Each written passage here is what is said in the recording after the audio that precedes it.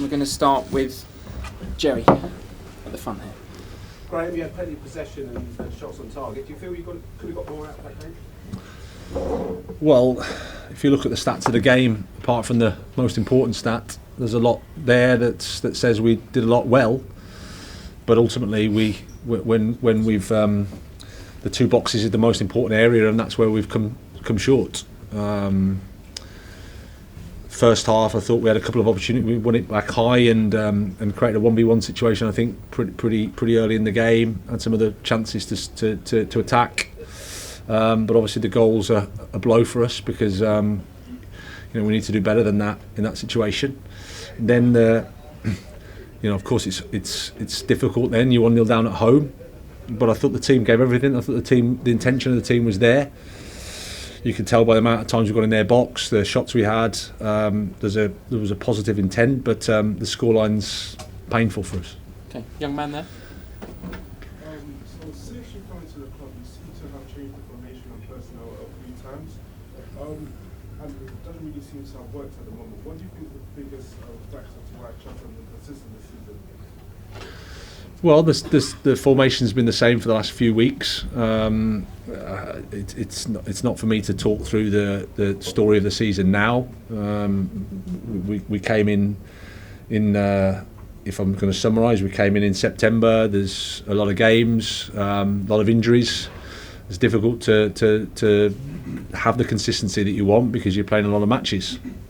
What we need to do is today's a bit of a setback, of course it is. Because we're disappointed to lose, and at home we can feel the pain of the supporters. So we have to dust ourselves down and go again for Tuesday. Matt Law.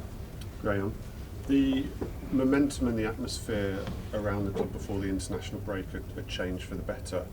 Obviously, the result today and the reaction was quite fierce around the press box from the fans.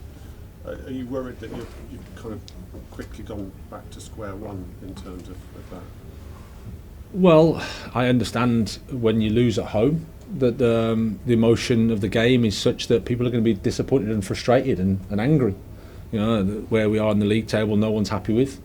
So whatever criticism comes, I have to accept. And can I just ask you about a couple of decisions? You went with sort of two full-backs in the back three, and one of them was at fault for Watkins' goal, and then you didn't bring Mason Mount on. Can I ask why on both of those? Well, we wanted to attack. We wanted to use Mark and Reece as two laterals. We thought that's where the space would be, and they can construct attacks well. I thought we got into some good opportunities from an attacking perspective. We won the ball back high as well and created opportunities. I think we had a 1v1 with Misha a couple of times. But yeah, it's an error for the first goal, and whenever there's an error, there's always something that you can do better. With Mason, I just felt that we were there in the game. We'd made some attacking subs, wanted to see how it all landed. Mason's coming back, he's only had a couple of days training. Tom Hopkinson. Graham, a quick turnaround now between the Liverpool game. After a result like this, is that important? Is it better to get straight back into a game, or would you have rather had a week to work on things? Well, we've got no time to feel sorry for ourselves. We have to respond and we have to prepare for another big game. Simple as that. I have no thoughts other than that. It's just to prepare for the match and get ready for it. Neil Barnett.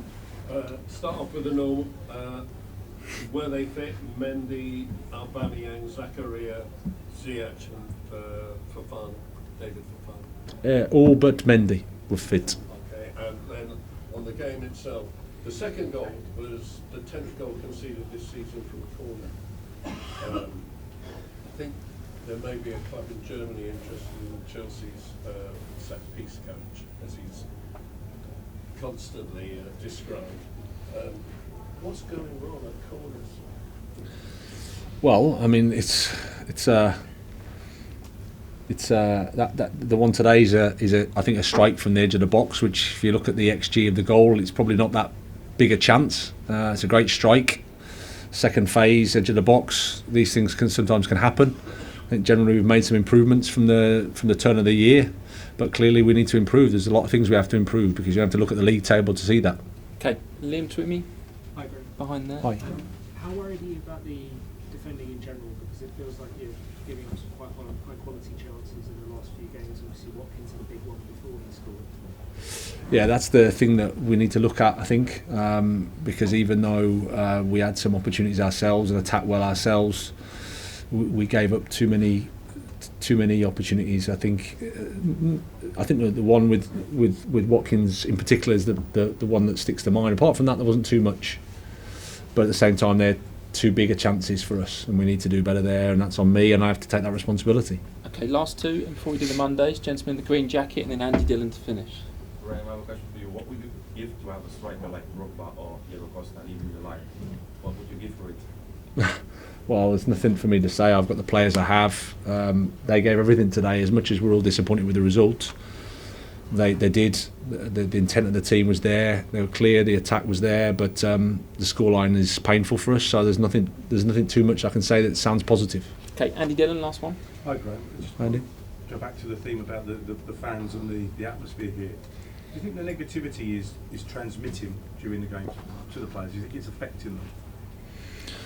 Well, I mean, they're professional footballers. They play for Chelsea. They understand the demands. They understand what it is when we are where we are. They're not stupid. They accept the responsibility. They're honest. They want to do better. We're there fighting for each other and fighting together. So there's no complaints in terms of how the supporters respond. And just with the first goal, seems to be a little bit of debate about which player may be at fault, because obviously it looks obvious it was Cucurella, but maybe there was a mix-up between him and Koulibaly.